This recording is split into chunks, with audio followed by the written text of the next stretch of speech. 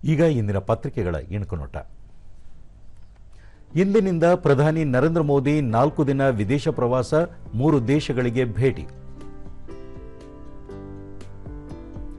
3 ರಿಂದ 6 ವರ್ಷದ ಮಕ್ಕಳಿಗೆ ಕಡ್ಡಾಯ ಶಿಕ್ಷಣ, ಉಚಿತ ಆರೈಕೆ, ರಾಜ್ಯಸಭೆಯಲ್ಲಿ ಸರ್ಕಾರಕ್ಕೆ ಸುಧಾಮೂರ್ತಿ ಆಗ್ರಹ. 41 ಶಾಲೆಗಳಲ್ಲಿ ನೆಹರು ಸ್ಟ್ರೀಮ್ ಲ್ಯಾಬ್ ಸ್ಥಾಪನೆ, ಕಲ್ಯಾಣ ಕರ್ನಾಟಕ ಪ್ರದೇಶ ಅಭಿವೃದ್ಧಿ ಮಂಡಳಿ ಸಹಯೋಗದಲ್ಲಿ ಜಾರಿ. ಬೋಸರಾಜು.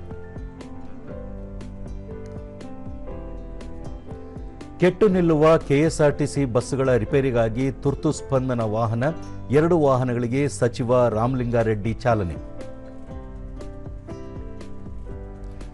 3ನೇ ಟಿ20 ಕ್ರಿಕೆಟ್ ಪಂದ್ಯ, ದಕ್ಷಿಣ ಆಫ್ರಿಕಾ ವಿರುದ್ಧ ಭಾರತಕ್ಕೆ ಸರಣಿ ಮುನ್ನಡೆ, ಹರ್ಷದೀಪ್ಗೆ ಪಂದ್ಯಶ್ರೇಷ್ಠ ಪ್ರಶಸ್ತಿ.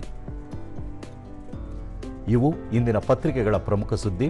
ಉಳಿದಂತೆ ಜಿಕೆವಿಕೆ ಆವರಣದಲ್ಲಿ ವನ ವಿಜ್ಞಾನ ಕೇಂದ್ರ, ಮರ ವಿಜ್ಞಾನ ಮತ್ತು ತಂತ್ರಜ್ಞಾನ ಸಂಸ್ಥೆಯ ಜತೆ ಒಪ್ಪಂದ, ಸಂಶೋಧನೆ ತರಬೇತಿಗೆ ಪೂರಕ.